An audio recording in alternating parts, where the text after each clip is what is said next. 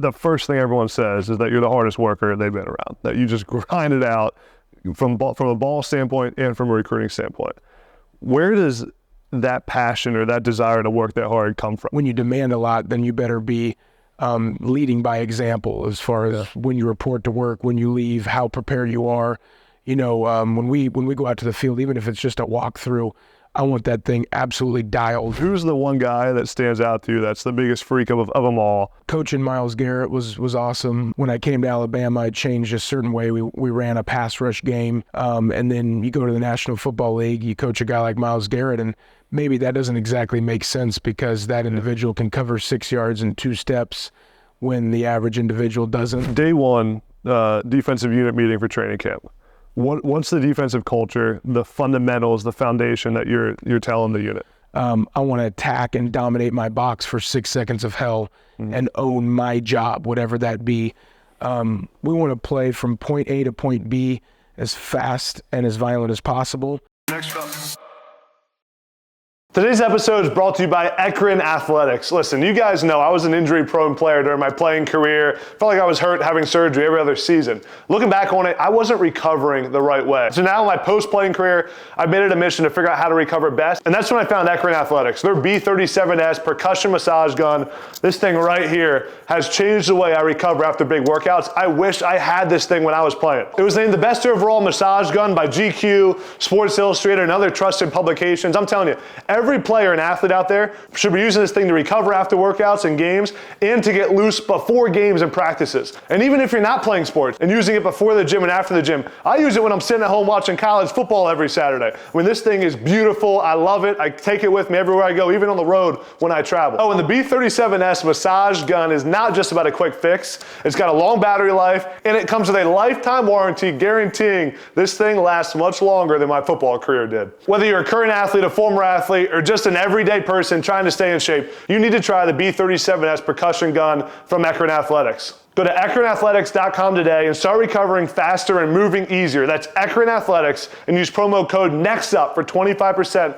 off your purchase. That's EKRIN athletics.com with promo code NEXTUP for 25% off your purchase. Support for today's episode comes from Waterboy. This bad boy right here. You'd be amazed at the thing in this stick right here can completely change your life. Waterboy is a hydration powder scientifically formulated to cut your hangover time in half. There's other hydration packs on the market, but nothing comes anywhere close to fighting those Sunday scaries like Waterboy. It has 0 sugar, 3 times the electrolytes of Liquid IV. Your hangover stands 0 chance. Unlike their competitors, Waterboy has added ingredients beyond just hydration to help with nausea, anxiety, and fatigue. I'm at the age now where bachelor parties and weddings become almost a monthly occurrence. The only way I recover and am able to work well on Monday and go do some podcasts is by taking Waterboy the morning after. Hundreds of thousands of people already trust Waterboy as their cure for hangovers. And now for a limited time, you can too. My listeners get an exclusive 15% discount when they use my code ADAMB at waterboy.com. That's 15% off with code ADAMB at waterboy.com. Waterboy has got you covered. Coach, I appreciate you doing this. I'm excited to talk to you. Honor to be here. Appreciate it. I want to start with your kind of career journey to get to this point. You've been at a lot of different places in the Pac-12, Bama, a lot of big programs. Let's start with your time at Bama. You started as a defensive analyst. You were around Coach Saban, Kirby Smart, a lot of great coaches. What was something that you took from your time there that you've now used with you throughout the rest of your career and your time at Oregon? Yeah, I think ever since that point, it was pretty life-changing for me as a coach. Just the attention to detail, the organization, the effort that's put into the game plan process. It was amazing, man. It was an awesome experience for me, and I think that's transpired everywhere I've gone from there. I felt like it's a little bit of a restart of how I approach the preparation, and again, the development of coaching players. So kind of in every aspect, spending 5 seasons with Coach Saban was a major growth experience for myself. And, I think it was awesome for me to see a lead by example, program where when the boss is working just as hard as everybody else, that's always motivating to me, and I think that's, played a major role of my approach on a daily basis. Coach Saban, what would you say is the one thing that makes him so elite at what he does? Consistency. Got it. Yeah. No matter what, from a win or a loss, the approach. That's my immediate answer. Anytime anybody asks me that question, and that's it's impressive. It actually reminded me a lot of my grandfather, who was an Italian immigrant that came over as a teenager and ultimately, built a business from the ground up with his hands. And that was something that I always admired about him. And he played a major role of the structure of my life and, what I've aspired to be, and seeing the consistency of those two individuals and their success, is very obvious to me. I feel like everyone who's reached the point in their coaching career that you have and as much success, you catch a break at some point in your career. What would you, looking back, what would you say is the break you called, or when you maybe something flipped and you were like, all right, this thing's going to work out, or I'm going to be as successful as I want to be? I don't recall really any break. I mean, I've been super fortunate with the opportunities that have been afforded to me. I think, I've always been someone from even an early ages, trying to outwork the opponent, outwork my competition. And that's always stood true to this day. That's something that I try to do is, and I think early on, I always in my mind thought I was going to be playing in the NFL for over 10 years and broke my foot 3 times. And when that dream fell short and, I was released from that opportunity, I immediately got the opportunity from Coach Tedford at Cal to start my coaching career, which I, to this day, extremely fortunate for. And, even then it was something of an opportunity to, okay, cool, I'll get my master's degree and try to figure out life. But it might have been 24, 48 hours into that opportunity where absolutely fell in love with it and saw the opportunity to just developing players, developing relationships, and saw something where I could be really passionate towards the occupation. Anytime I ask someone about you, I asked some people earlier today around the building about you, and the first thing everyone says is that you're the hardest worker they've been around, that you just grind it out from a ball standpoint and from a recruiting standpoint. Where does that passion or that desire to work that hard come from? Like, every coach works hard, but from what I've heard, you kind of go the extra mile and put in the extra time that other people aren't willing to. Well, I think, again, it stems from just my foundation, from upbringing, and it was something I've always respected about, whether it's coaches or fellow teammates or players, of, seeing individuals outwork others, and seeing the fruits that come from that, So, it's always been almost silly, for me to be around, even at a young age. I think when I became a full-time coach for the first time, at that time, I think I was the youngest coach either in Cal history or Pac-10 history at the time, one of those. And but just to see individuals that kind of, whether it was opponents or maybe an individual you work with, that doesn't approach it every day with that type of attack, whether it's preparation for your players, recruiting, whatever the subject is, it's something that's in your control, and I always want to lead by example. So I demand a whole lot from our players, whether it's the individuals I'm coaching within a position or the whole defense. And I think when you demand a lot, then you better be leading by example as far as when you report to work, when you leave, how prepared you are.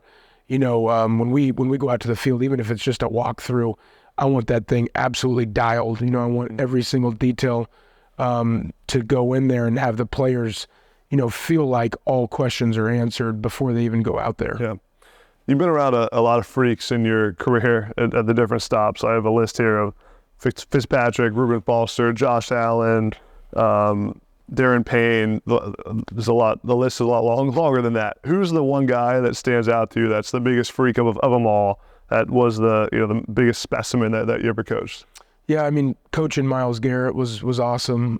Left him off the list. and I think one of my greatest mentors ever is film. It's not necessarily a single person or a coach. So I bring that up. Myles is a great example of, some players are going to even challenge some of the specifics that you coach, where a simple detail would be when I came to Alabama, I changed a certain way. We ran a pass rush game and the way your feet are set.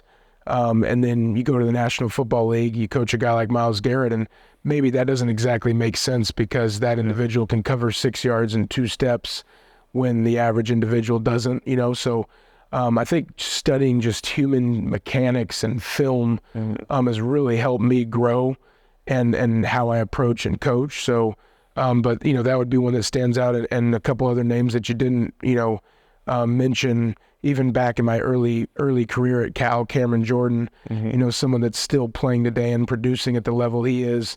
He actually just came out here and visited this last summer, and love him like a family member, like many of these young men that I've been fortunate to coach. But he's another guy too that just a rare size speed combination. Yeah. But again, what stands out with all these guys and all these so-called freaks is the guys that sustained the consistent approach of work ethic, outworking your opponent, the attention to detail, the preparation that went into film. Those are the guys at the end that seem to continually have the best careers that I've ever coached. You've clearly been great at not just recruiting, but evaluating the talent and making sure that you're taking the right guys. That's an extremely important part of it, obviously. When you're looking at film and evaluating either a portal guy or a high school recruit, what's the characteristic that you're looking for on film that you say this is a guy that can play in my kind of defense? Yeah, first and foremost, absolutely the relentless effort. That's something that's, when we get into speaking about the culture of this defense, that's what we aspire to do. When you turn on our film, is that what you see? So it's going to be, does this guy, is he going to match our culture? Yeah. Of course, the measurables, we do try to, stay within a specific guideline per position. When it does come to length, height, weight, the measurables that typically have fit the prototype success that we've had per position, inside backer, outside backer, interior D lineman, corner, safety, star.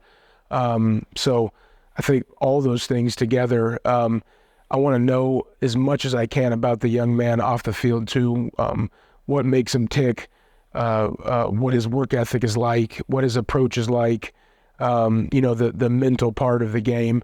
I want to know if he loves the game too, and again, we'll ask teachers, we'll ask coaches, we'll ask custodians, and then go ourselves, and really find out. That was something that's helped me a lot, leaving the college game and going to the National Football League for a number of years. That was something awesome for me, again, as another step of growth of how intense that evaluation process is of a man's mental makeup, the interview process at the combine, the Zooming, the FaceTiming of truly finding out what his mental makeup is and what his breaking point is.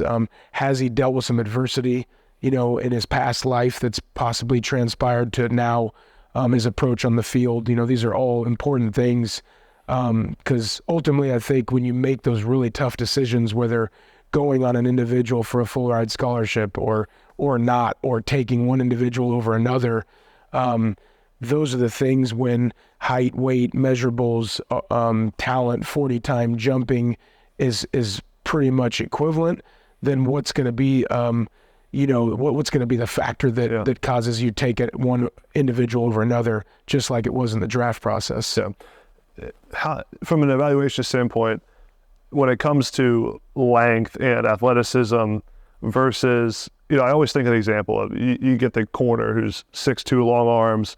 You don't love everything you see on film, but you're like, man, this guy could be special. We can coach him up. Versus the guy who's 5'11", 6 foot, not as long, but just a dog mentality, great ball skills. Like, how do you balance that from a evaluation and who you're taking standpoint on every position on defense? Yeah, it's a difficult process, surely, but what you really want to do is what you just mentioned is take the longer, faster guy that is a dog, and then you're typically a lot more right than you are wrong. So, however, there's always outliers, I think what's important when you're building a roster is you don't build off of the outliers, True. One of the organizations in particular in the National Football League, I think that got them in trouble for the future a little bit is when you do find that outlier, then you're not necessarily trying to find him again and again of the 6 foot, 290 pound, interior D tackle that you struck gold on.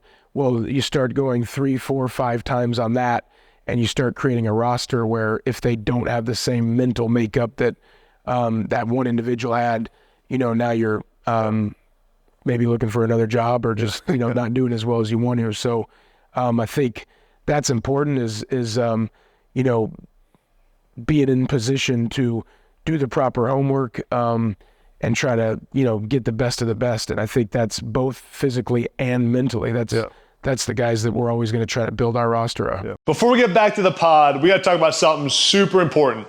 Fellas, I know you guys are using those sharp razors to shave your face and to shave your manly areas. I'm telling you, stop doing it. I was in your shoes. I was using regular razors, and then I found Manscaped. The Manscaped sponsored the pod a few months ago, and I started using their products. It has changed my routine and my life completely. I told you before about Smooth Sack Summer. It's now Fresh Ball Fall. You need fresh balls in the fall. There's no excuse not to be fresh. Let's be honest. We both know we go in a little bit nervous to our manly grooming routine with the regular old razors we use, but with Manscaped, it takes away any feeling of being nervous. I use the Lawnmower 4.0 when I'm doing my manly grooming. I use the Beard Hedger for my face, and the reviews have been immaculate. Just take my word on that one, boys. So I'm telling you, if you're using regular old razors, stop and use Manscaped. And you can go to manscaped.com and use my code ADAMB for 20% off and free shipping. I'm telling you guys, it's Fresh Ball Fall. Using Manscaped will change your routine, change your manlyhood, and change your life. Manscaped.com, promo code ADAMB for 20% off and free shipping. I want to ask you about recruiting. You've been known for a long time as one of the top recruiters in college football. You've landed some huge talent. You dominate the Bay Area, right? That's kind of your base of recruiting from what I've seen from the outside. What's your philosophy when it comes to recruiting? You identify a guy that you want. Like, what are the steps you're taking to build the relationship and try to get him at your program? Yeah, I think, it was never my goal, and I think that's a little bit out of my choice as far as being known or having a recruiting reputation. I want to be the greatest coach at what I do. What I found early, and again, going back to learning from players, not necessarily always coaches, but, I played at the University of California, and at that time, Aaron Rodgers was my quarterback. One of my best friends from Chase Lyman, my roommate, Jeff MacArthur, the stable of running backs we had, Marshawn Lynch, Deshaun Jackson at receiver, our offensive line, pretty much the entire crew went to the National Football League. I figured out really early, good players, kind of correlate to some success. Mm-hmm. And always found it odd how some coaches don't understand that, So I think if you can combine elite coaching, elite preparation with elite players, ultimately that's what creates championship organizations. And that was something, again, really reconfirming for myself, going off to the SEC, going to Alabama for 5 seasons. That was uplifting, exciting. It almost got to the point where I had heard as a young coach, you got to be careful of recruiting so well because you get the reputation. And if you want to be a D coordinator, if you want to be a head coach, you're going to get the reputation of being a recruiter, rather than a coach. And, just like I coach pass rush, for example, and run defense, I don't believe you can only be good at one thing. I think you can, if you have the same approach and attack, you can start to be really good at both, perhaps. And that was my mission on the early quest. And immediately we found results, and had some success of coaching at a high level, and recruiting at a high level. So, to this day, it's the same philosophy of we want to sign the best players humanly possible, and then we want to coach them extremely hard and prepare them very well and develop them, for the next level. So to answer your question ultimately is the same approach I have on preparation, on our defensive meeting this morning, on the attention to detail of our walkthrough this morning in the indoor on a bye week. We don't call it a bye week, we call it a growth week. That's the same exact approach in recruiting. I called an individual that we want to sign, that's announcing here soon. in between my walkway to the lunch, I called him, I called his grandfather, I called his mother, and that involves effort. It's not easy. It's not convenient. It takes away from the family that I love to come home to every day. But it's also, something that's important, that I want to coach the best players in the country, and I want to coach them at a high level. So if we can combine that, again, that puts us in position that we could accomplish what we all want to do in the end, and that's, win championships, prepare these young men, for the National Football League, as well as ensure that they're going to get their degree and be a contributing member in society. Day one, defensive unit meeting for training camp. What's the defensive culture, the fundamentals, the foundation that you're telling the unit? Yeah, I think it's extremely important for us. So I don't need a piece of paper to say this. It's ingrained in my soul and my mind. We want to play with a relentless effort, and we want to define that. So we define that in 3 ways. We want to, when the ball's snapped, we call it 6 seconds of hell. And going back to one of my strongest mentors and foundation up front, Pete Jenkins, that's something as a young coach, 26 or 27 years old, me sitting at his house in Destin and studying all his film and clinics, that was something that always stood with my life, is I want to attack and dominate my box for 6 seconds of hell and own my job, whatever that be. We want to play from point A to point B as fast and as violent as possible, and we want to have every single play with a +2 finish. So if I'm in the weight room, strength coach tells me to do 6 reps, I'm trying to do 8. If I'm supposed to run it through a line of 10 yards, I'm going to get 2 additional steps. So it's the first and foremost of our culture is relentless effort, and we define it in 3 ways. From there, it's ball excellence. I think nobody would argue the strongest correlation into wins and losses is turnover margin. So for us not to put that first and foremost in our culture would be silly. So that's something, and then we define it as the will and the desire to finish on the ball, attack the ball. That's something that I've taken great pride in, and feel like almost every stop I've been in, that's somewhere that I strive to improve the organization of attacking the ball, how we do it, the detail we do it, the study of TV copy. That's been a success for us.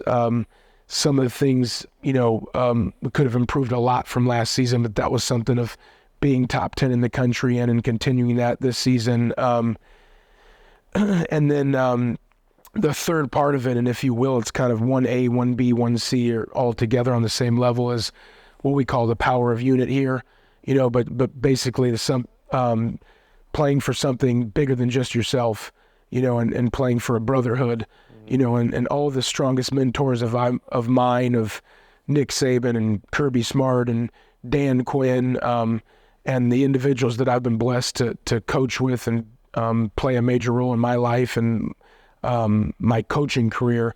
These are kind of bits and pieces that taking from each coach and then, putting my own spin on it and, trying to have the defense really represent those 3 things. Yeah. Last couple of things I got for you, Coach. Appreciate all your time.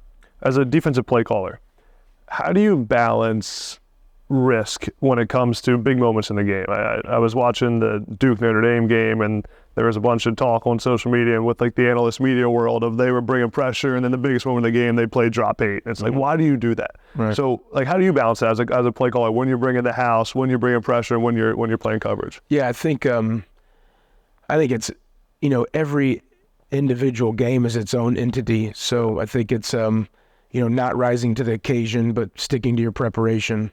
And at the end of the day, we're going to game plan, and that way you really take the emotion out of it. Yeah. And you go you go into that game with intense preparation, and ultimately every game that I call, I'm calling that game with the absence of fear based off the preparation that I've had. Mm-hmm. So I don't know the certain detail you're talking about as far as the Duke Notre Dame game. I didn't get the opportunity to see it other than highlights like everybody else, but it's those moments that, that I'm going to base it off the preparation. So if drop 8 is what we did and what we practiced and what our players are expecting, then that's most likely what we're going to do. Sure. If blitzing at that time is the best thing, be based off of our preparation, that's what we're going to do. I don't think, it's changing your mind. It's more so, going into those moments, and how many of those moments can you recreate for your players? Can you resurface that week? We do an intense preparation building all the way up to kickoff in our organization. So, if a coach or a player says the hay's in the barn on a Thursday, like, you might start a riot over here. It's the furthest thing from it. We're going to continue our preparation all the way up to that point. And, even throughout the game, if you see our sideline, I always get a kick out of seeing other teams or places. We've done it this season where their whole defensive staff is watching the game. I might have seen 4 plays this season out of our offense. We're going to demand that out of our staff of what can we prepare our players for that we're anticipating on that next series. Yeah. What can we challenge them with? What can we resurface on Wednesday's preparation? All our coaches have notes and tip sheets, and we bring those out during the game, and that's one of the most exciting things and invigorating things. We went in last week versus Stanford, and we went over what we hadn't seen yet and what we're anticipating. And on the first play of the half, that's exactly what happens. So when you watch our film and you see all the players signal together, that's exactly what we just covered. That's the exact play that came to life. And, sure enough, we forced the quarterback to into an incomplete pass and kind of play into those. That's, to me, that's what makes this profession so cool, is you're not reporting, kind of a 9 to 5. It's every day is different. Every single opponent's different. So that's how we're going to approach and continue, and, not second guess on game day our preparation, hopefully. I talk a lot on this podcast, and when I talk to coaches and players, about overcoming adversity, like what having something bad happening, or it doesn't always go perfect, right? It's not always rainbows and butterflies. What's a moment in your career where maybe you faced some adversity or things didn't go the way you planned, and how did you overcome it? Yeah, I mean, I can recall the first game I ever called. It was a top 20 battle at Alabama. We were playing Louisville. Of course, are you prepared for this moment? Are you ready to be a defensive coordinator? You're standing next to the, perhaps the best defensive coordinator ever to do it in the game. Again, I think it's those moments, you can always go back on, and depend on, you're built for this, your preparation. I mean, I truly believe the most important conversations you have are the ones with yourself. So, no disrespect to you whatsoever. And I know social media is huge, these days, and but it's something that I choose not to, be on too much, and I think as you kind of check boxes off within your career and accomplish some goals of yours, whether specifically to me, whether that's, hey, I want to accomplish this as a position coach. I want to lead the nation in sacks. I want to coach in the National Football League. I want to be a defensive coordinator. I want to coordinate a #1 overall defense in the country. Whatever those are, I want to go coach in the national championship. I want to win a national title. Like, as you check those boxes off, you start to feel a lot more comfortable of hearing less from other people. And so the mentors of mine, the individuals I respect, that's who I'm going to listen to. Individuals I don't know or haven't accomplished what I'm striving to accomplish, then I'm probably not going to put a whole lot into their input, to be quite honest, and that's no disrespect to anybody. So I think when you become more and more comfortable with yourself, and you can check those boxes off, again, that just it allows you to approach every day, with a dominant mindset, and not living a life of being self-conscious or, second guessing decisions or what other people think, as opposed to, you start to gain a lot more confidence and, of what you think is right. Yeah. Last thing I got for you, I want to ask about Coach Lanning. And you guys had been together in Alabama a little bit, right? So you saw him in that light, and now he's the head coach at Oregon and calls you up to be his defensive coordinator. How did that relationship evolve, and how excited were you when he called you about this job? Yeah, I was excited. This extremely fortunate for me. This was the third time I was afforded this opportunity to be the D coordinator at Oregon in my career. And the major difference is Dan Lanning. Dan really, he worked for me, matter of fact, at the University of Alabama. GA? That's right. Yeah, he was a GA of mine. And everybody noticed quickly, just his approach, what a great fit he was with our staff. His growth mindset, he was someone that I knew when he left Alabama and he got a better opportunity at that time, we were going to stay in touch, and he was somebody that it was like, I want to hire this guy, whatever my next step is, or back here, which I attempted to do.